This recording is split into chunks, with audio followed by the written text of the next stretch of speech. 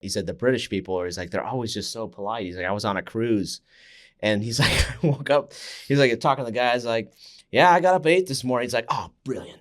He's like, they just make you feel good about yourself. Brilliant. I got so many compliments. I just felt so brilliant after I went there. Yeah. Woke up at 8. That's brilliant. funny. That's Anyway, good. so fun. We're excited about this episode Yeah. today, diving into a topic that it's one of those things where the more you lean into it, the more you try to be humble, the more there is, you realize how kind of naturally not humble we are sometimes. Yeah. And it's like working out. You know, you can put so much time in the gym and then if you stop for a week and come back to it, Gotta start over. Yeah. You know? So it's like you never arrive. This sounds so encouraging. Oh, already. So encouraging. You know, you just lose it as soon as you stop. No, we talk about humility, I think, quite often, but we've never actually like taken a deep dive into like how we think about humility. So here's the deep dive, folks. Yeah, this is the deep I think humility is often kind of associated with this weak, like not standing up for yourself. Mm-hmm. It's not this, you know, not standing up, fighting for what you believe. It's not that. Like, this is not what we're talking about with humility. We really are talking about something that is strong. It is strength. And it's also unlocks so much potential that can sometimes just not be there by thinking we're better than we are, or not recognizing other people that have been an impact in our lives. And so really kind of diving in today and really, what is humility? Why do we need it? How do we multiply that in our teams? And as leaders, people will mirror what they see. And so if we're braggadocious and arrogant, the people on our team would say, well, that's how it's done around here, you know? Yeah. And they also are going to kind of have this, well, you're not that great kind of a mentality either. And so there's a disrespect that comes along with arrogance. Yeah, it's true. So the opposite of humility is something like along arrogance. Yeah, no, it is Yeah. for sure. Yeah. Cocky. Cocky, yes. Why do you think in construction, you know, I think there's a tendency to have like a tough guy mindset. Why do you think that is? Well, there's a lot of physical labor involved in construction. So you are tough. You are tough, yes. And I think that's a piece of it as well. And sometimes that kind of carries over to what we don't admit when we're wrong. Kind of this, really the tough guy persona can kind of be that way sometimes, carry over into that, not exclusively. My dad has definitely had this very humble approach to being tough, but also not arrogant at many times, of like seeing as a kid growing up. I remember seeing him get a belt sander, grabbed his leg, and and he's like, ouch, like that's it, Is that humble? That's really tough. Yeah. But he's tough, Yeah. but at the same time, it doesn't mean you have to be this kind of swearing crazy guy. You just not that that's all that necessarily connected, but just thinking about how valuable having this, being able to admit when we're wrong is to our teams and also to ourselves. Yeah. No, I think it makes the best leaders is when they can admit when they're wrong. What's your perspective on the tough guy side? I think mine's going to be more of like a psychological probably thought than anything. Okay. And I think it's more of just like, because I'm a mom and I'm like, I think we create, like, I think in parenting, it has a big piece of that, of like how you actually grew up. What was your dad like? You just said your dad was humble. So you're humble.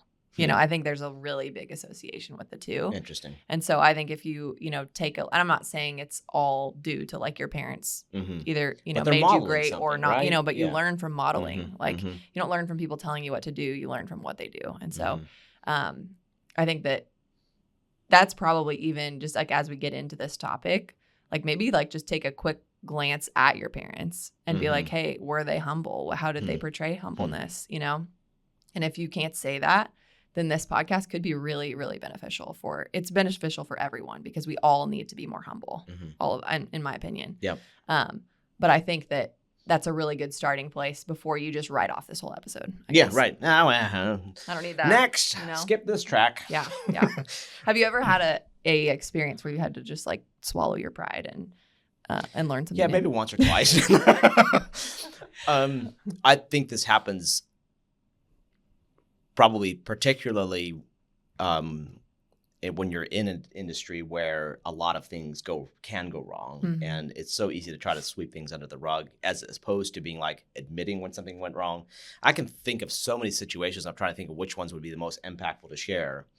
So we'll use other people. No, I'm just kidding. I'm not. We were joking before the episode. We were like, this is going to be an episode where we talk about how Ben learned humility. I'm still working on that. So we're going and here you go talking about other people. Oh, my word. It's terrible. My gosh, that's funny. Yeah, no, I'm still working on it. Yeah. Some of the things that stand out to me where when a mistake happened, it's so easy to try to just blame the circumstances or the situations or somebody else involved in something, where you can say, well, if it hadn't been for that vendor or that subcontractor or that employee, as opposed to really owning it and just being like, we messed up and not having to go blame somebody else for it. And even today, I mean, how often I have to go in and say, that didn't go the way it was supposed to. I messed up, and instead of trying to blame somebody or something or some circumstance. And I think it's a really dangerous road to go down when you start blaming the circumstances or the events or the stories we can create. It can be bizarre, almost delusional. Well, and a huge waste of time. Right? Well, good point. I mean, like if you're trying to figure out who wronged you for hours on end, I'm like, you could be solving the problem, in that amount of time. So those stand out to me. I can think of an example where I had basically been late on a payment to somebody and just neglected to send a check to them. And it's so easy. You can blame the situation of being, well, he hadn't got that yet. The check's in the mail. Make an excuse for it. So easy to come up with an excuse instead of just owning it. Like, I hadn't sent it to you. Yeah. And so I went to that person and said, I'm sorry, and we squared up and said, I'm sorry, that should have happened sooner. And it was amazing. That unlocked, and they were even trying to feed me an excuse of being like, well, the mail around here and everything. I was like, no, we messed up. Yeah. And it just unlocked this level of being like respect unlocked from that, of being like, here's somebody who will own up to their mistake. So on the flip side, let's talk about things that aren't so exciting to talk about. Is this a time that you got bit by not? Is that what you're saying? Well, I think being quick to admit a fault as well, instead of hanging on to it. Man, I'm so bad of remembering, negative things. You just like to block them out of your memory. I just try to be like, that didn't, I don't know.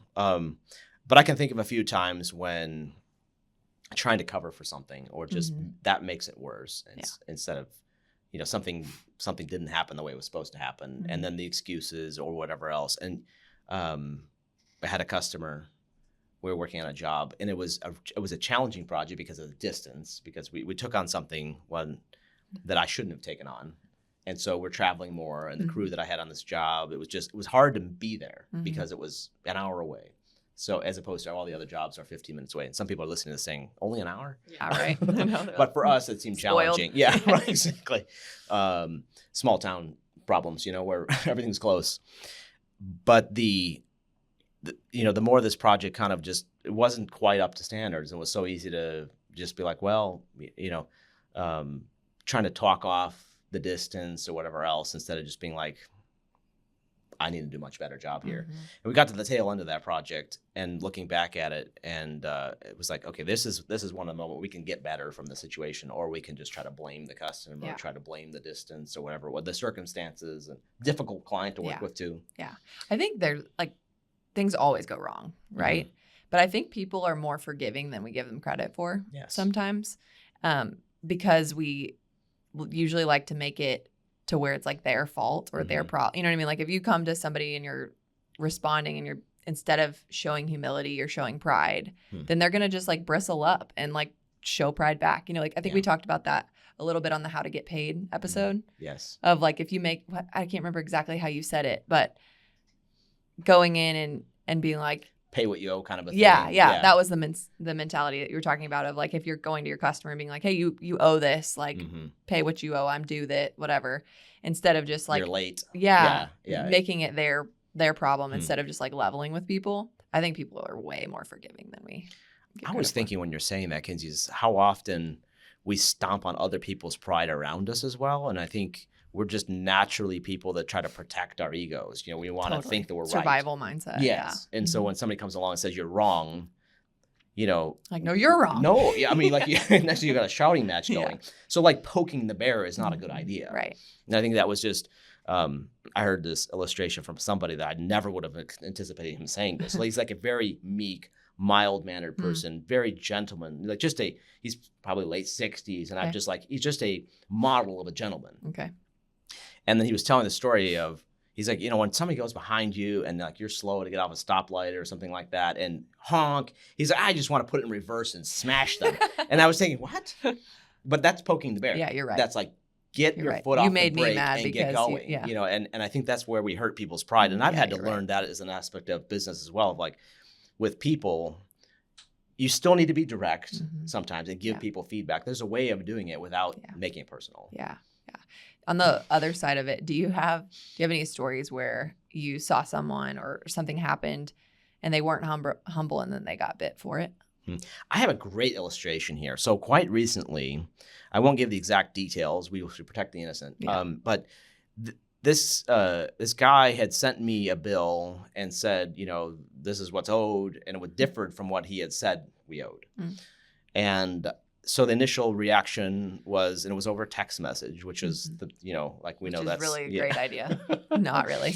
So he sends me, and immediately I knew better than to reply to him and saying that's different over a text message and say, hey, that's, different than what you said. Yeah. Yeah, that's different than what you said because that's accusatory. Right. So it's like, let's have a conversation. And a part of that, right away, he got defensive because he had something in his head of there's nothing to talk about, just pay the money. So this kind of stems back to the whole episode with getting paid. But the larger point here is he was just so antagonistic and so on the like the aggressive side of things.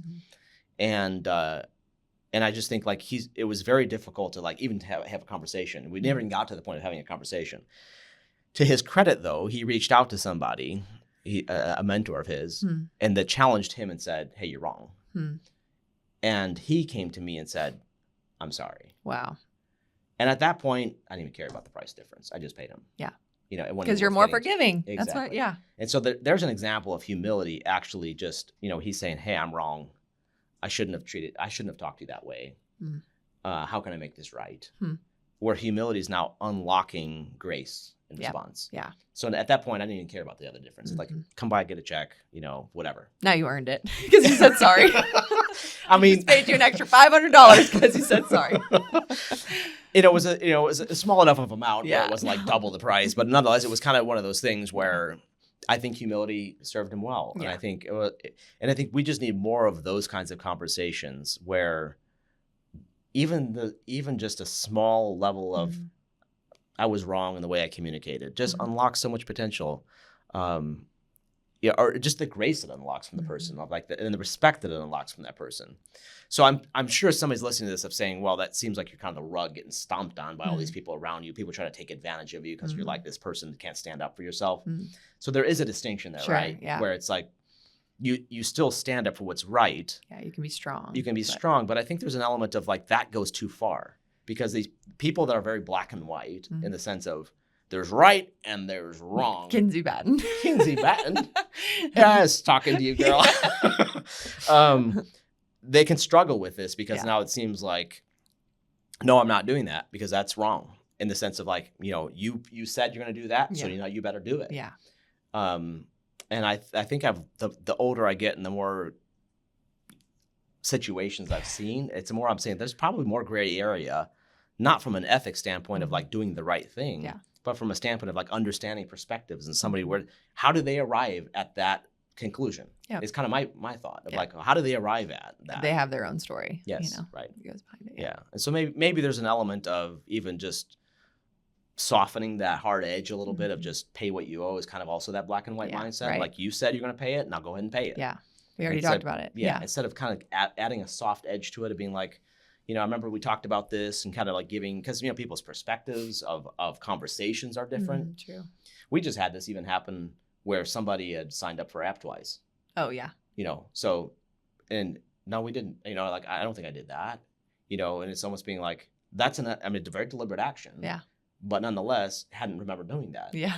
Like you did, it's here. Right. It happened somehow, but not to, cast shade on that. Things happen. But, totally. Nonetheless, it's sometimes we can be that way too and forget the fact that, I had already done that or I had already said that. And for sure. So to be less dogmatic, right? Yeah, that's good. Let's shift a little to leadership, right? Okay. We have a lot of leaders that are listening to business owners and leaders. And even if you're a solo, entrepreneur, general contractor, whatever that is, and you're subbing work out, you're still a leader. You're leading your subs, you're leading projects, things like that. What would you say like a humble leader actually looks like? We like to hear ourselves talk. I mean, leaders, I mean, just in general, like we want to set the tone. We want to be able to tell people how it's supposed to be and, set expectations and clearly communicate. There's a time to just listen and be able to, what's the perspective of somebody else. I've been trying to work on a bad habit of interrupting people for years, and I think that's just an element of being intuitive enough to think that I am trying to be empathetic and understanding instead of just let the awkward silence happen and just being like, I really want to understand what you're saying. And if that takes somebody 30 seconds to say something, I want to let them do that. What are you smiling about? I think it's funny. Anyway, I think there's an element of like listening. Being a good listener is a key part of leadership and a key aspect of humility. And I think also how we communicate. I think we already touched on this a little bit of just softening that edge of this is the way it is kind of a thing. Yeah, that's good. It's good. What about I'm thinking about people who are listening who are maybe more on the project management or superintendent side of things. How do they, what would you say to them in terms of how to be humble but also confident? Because it's like they're not necessarily leading people that are their direct reports. Maybe they're leading subcontractors, on a project specifically. So how do you balance that from a PM superintendent standpoint? I had this interesting situation happen, and then we'll kind of get more into that question, where somebody's had stopped by our building and said that they worked for somebody. We need access to the building because we're working for the company that owns the building. And I was like, okay. And so we let them in. And then I talked to the building owner and she said, I don't know these people. And so right away I'm thinking, who are they? And why are they, why did they come by the building? Yeah. So a couple of weeks later, same person comes back and says, yeah, I'm here, to do something again. And the first thought that came to my mind is, you a liar, And did you call him a liar? Oh, 100% I did. Yes, I was like, well, the last that's time. Not humble, Ben. Well, and I think I kind of getting to that though, because there's an aspect of like, you told me something that wasn't true, and so right away I said, well, you lied to me the last time you were here, but then I right away said, because this is. This person told me that conversation never happened. Maybe there's a misunderstanding was the next thing I said. Yeah. But it appears to me like this is what happened. Yeah. And he said, no, here's my name and here's what I do. And so explain the situation. Yeah. But I think that's that dogmatic of kind of like, you said you're going to be here Monday and you're not here, you liar. And that's not very palatable for the person hearing that. Right. Yeah. And so I think don't poke the bear. Right. Don't poke the bear. But that's not necessarily humility in the sense of, from a PM standpoint, but it's also like recognizing that we do make mistakes as humans, but also like how do we create a process where there's more transparency and all that too, instead of having those emotionally charged conversations back and forth, like, well, here's this calendar, we documented the meeting, we talked about it. And I think those are ways of making it less personal and making it more about we're on the same team.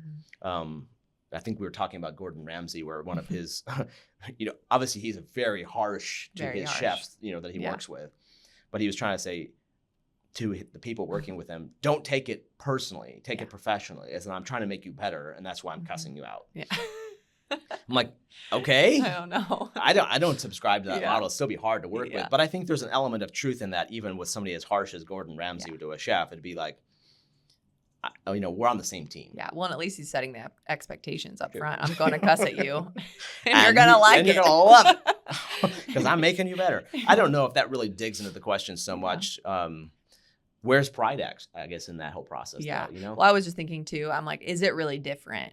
After I asked the question, I'm like, is it different being humble and confident with a PM, or a superintendent versus another role? I'm like, I think it's kind of the same. Like I feel like it's a little bit role agnostic. Yeah, probably so. I guess, in the sense of like, you can be both. Yeah. You can be confident and you can own when you're wrong. Like that's humility, listening to another person's perspective, seeing another person's perspective and owning when you're wrong. I'm like, that's humility. Yeah. So I don't know that it's just that role, specifically. Probably one of the things that actually blocks people from learning more is asking less questions. And I've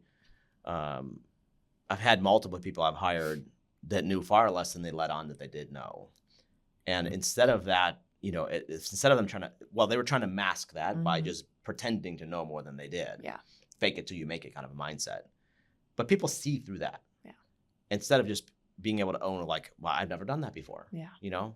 There's so much more, even as tradespeople and craftsmen, like, you go into a situation you hadn't done something before or have limited experience in it of owning that right up front. That's humility. Yeah. It's just like, here's the outcome I wanted to give you, yeah. but I don't have the experience yet, but this is what I'm thinking the plan should be. Yeah. And I'm hungry to learn. Yes. Right. I'd much rather hire someone who's eager to learn than somebody who says that they know everything. Yeah. Because then I'm like, no, you don't. That know-it-all mindset, you can see through it like a lace curtain. Lack of humility. Right. You're just like, okay, clearly you don't know everything. And the fact that you think you know more than you do is alarming. Yeah.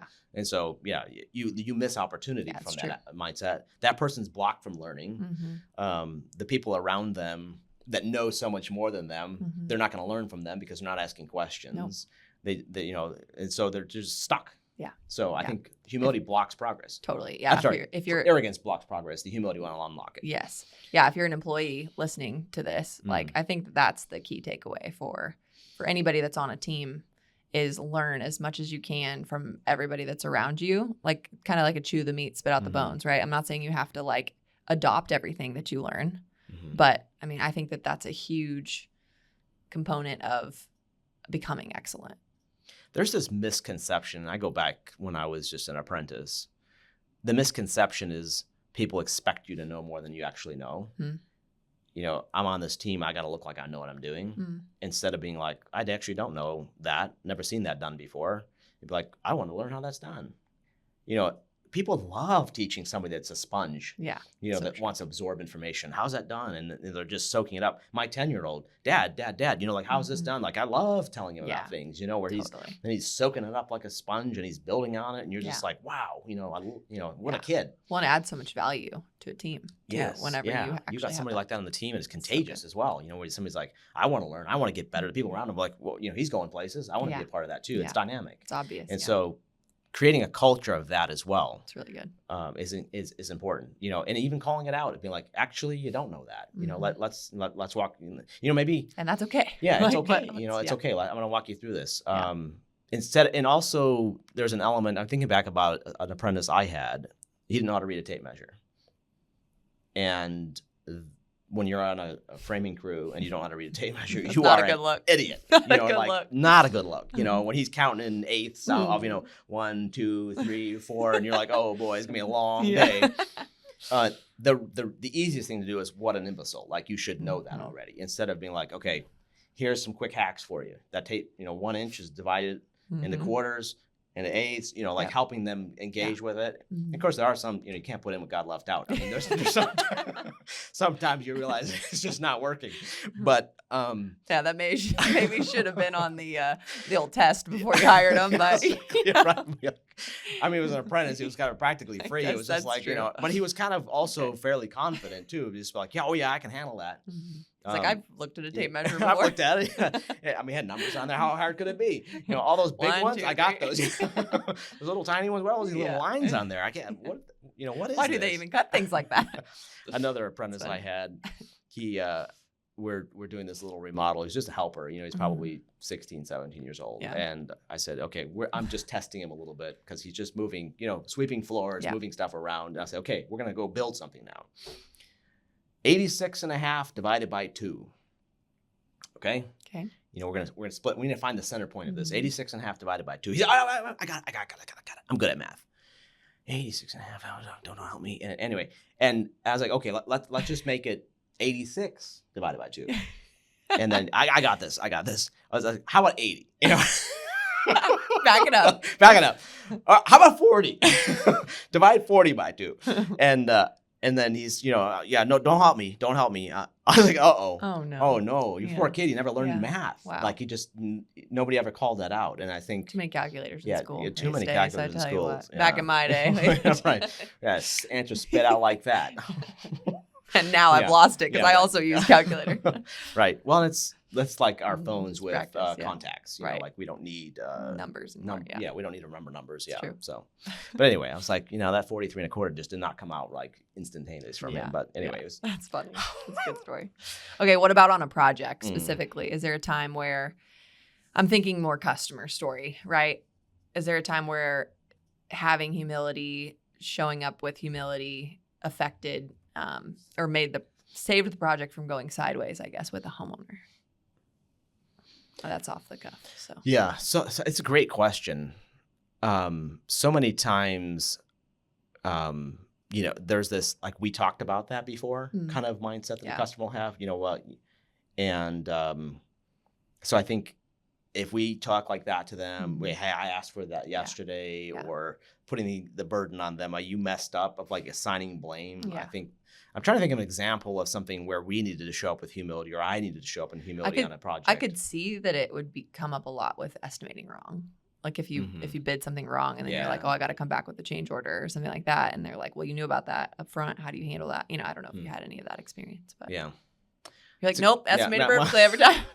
Well, no. Hence why we're building an estimating. Oh my word, that's so hard to do. So hard to get costs right. You do have those conversations of like, man, we had this one when the framing lumber went up back, right after COVID, and it was just like, double the lumber cost.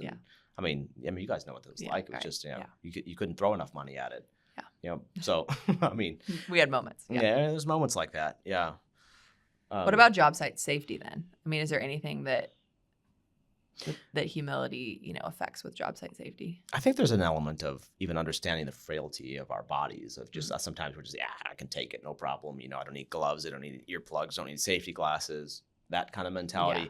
I don't know if it's quite humility. Kind of the tough guy thing, it's a tough guy thing, right? But I think being able to recognize of the impact of danger, not just to yourself, but to the people around you. Like people get hurt. Yeah.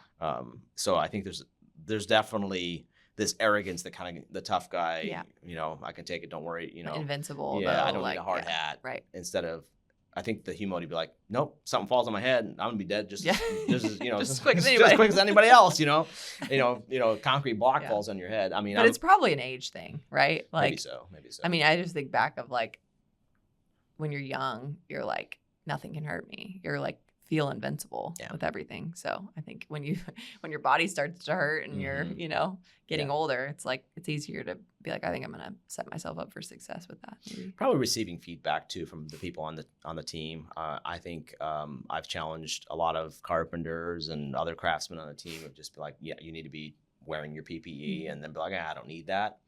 Or, as soon as I leave, the stuff comes off, kind of a thing. So I think there's an aspect of humility in that, of saying, maybe this just recognizing, hey, the boss said do it, so do it. Maybe that's part humble. of it too. Yeah, I think maybe that's it. Be like, I'm not in charge. Yeah. Knowing your role. It's like authority issue, really, more than Yeah, maybe so. But I think there is an aspect of arrogance, overconfidence causing a lot of injury. It'd be like, we got this, no problem, not thinking it through, and somebody gets hurt. Yeah. So overconfidence is probably what leads to injury. Yeah, and a lack of respect for authority. Yeah, and respect for tools. Yeah. Yeah. More than one guy's whacked a finger off on a table saw because he was just like, shoving plywood through it, and what could go wrong, and zing. Yeah. You still have all your fingers. Yeah, I have all 10, all 9 of them. You haven't been in construction long enough. Yeah, exactly. Well, thank God they're all there. Yeah, there's that healthy respect though for the tools and for, haste and process is a piece of it too. Getting too fast, that's the danger as well. Yeah. What would you tell a young person who's getting into construction or starting construction? What would you advise them when it comes to humility? There's a balance between asking too many questions and not asking enough of them. So I think you do need to ask lots of questions, but also keep that brain engaged and just being like, what is it that I'm expected to know, and what is it that I can learn here? And then just be that sponge that can soak up that information and try to connect those pieces that you're learning together, and just be like, okay, how does this connect together with, you're learning carpentry, you're learning plumbing, electrical, and you don't want to be that annoying person that's always why. Clearly you're an apprentice, or you're learning something, you're starting something, but be inquisitive. Look things up, on your own time as well. I think there's more of that. And then you come to work the next day being like, I learned something new. Yeah. Some of the best people I work with came to work the next day saying, I read a book on framing. And so now I know more about it. Or I went and, read this. And also just being like, I think one of the things is coming in with this sort of I want to learn mentality is so powerful. Yeah. Well, I think too, now you're talking about reading a book, but a lot of people don't like reading books. YouTube. Yeah, but there's so many awesome resources on YouTube and social media. I mean, you have to be careful too. Yeah. Like careful who you're listening to and watching. But I'm like, Matt Reisinger, you've got Travis Brunger. I mean, like Build Show guys, or there's just so many. Some really talented pros. Just full of wisdom and knowledge, who have so much more experience than you do. So go learn from them. Yeah. It's good. Yeah, avoid the amateur that just had done this for 2 times, and because they have a following, they get the video ranked. Yes. Yeah. Today, and you can see through them so fast and be like, oh, they have no idea what they're doing, but they're making a YouTube video because it's content. And they're good at content. They're good at content. Yeah, they're a marketer, not a craftsman. Right. Yeah. That's good. So it might be boring to instead of but it'd be better content sometimes to learn from a pro. Yeah. Like I'm thinking there's this framing carpenter. Oh my goodness, it's gonna skip my mind. Larry Hahn is his name, Haun. Okay. And in the 80s, he created a video series on framing. And so practical, easy, just a nice, I mean, he's got an hour-long video on YouTube, how to frame. I think there's probably multiple videos on YouTube, but it's like framing carpenter, the great resource. Learn from a guy like Larry Hahn, master carpenter, built, hundreds of homes, and now he's teaching you the secrets of how to do it. Yeah, learn from an experienced person. Right, not just it's not just about the destination of like we made money and we got stuff done. So often we fall into that trap. True. Such long-winded advice. Who's still with us? I mean, no, that's good. Okay, anything you have practically speaking. Practical. What's a practical way that I see. we to can apply start humility. applying humility. Well, we're out of ideas there. Okay, we'll have to get you back next week. Practically speaking, I think it's just how we operate even in our day-to-day lives. Yeah. The questions we ask, the assumptions we make, less stories, less assumptions, less, I'm right, you're wrong kind of mentality. I think that's how humility is actually lived out. Yeah. There's like more question asking, more gray area in the sense of like, I could be wrong too. More than once, I thought I was dead right and the other person was dead wrong and I was wrong. It's, how many of you guys have had that happen to you where it's just like, you just feel like the other person's completely wrong. Yeah. And then that whole like double check yourself. And then also even beyond that, don't assume you're right. Yeah, it's good. And I think when don't get cocky that you were right or when you are right. Yeah. So simple today. This has been fun. Journey. We'd love to hear from our audience on this too, of like, practically speaking, how you guys are using humility, putting it to use. Yeah, and some wins too. Like, there you go. Hey, tell us some stories that, we'll give you guys a shout out too. Send a comment and tell us some stories of when practicing humility, saved a job or helped your team grow or, helped a relationship with a team member or something like that. Like, love to hear that. So let's celebrate each other. Yeah. Guys, it's tough in construction. There's a lot of moving pieces. Keep crushing it. It's not easy. Sometimes a little lonely out there. Sometimes you're under pressure. But this is a powerful, it's not really, it's a skill and a character trait, really. Yeah. Keep it up. We'll catch you back next time.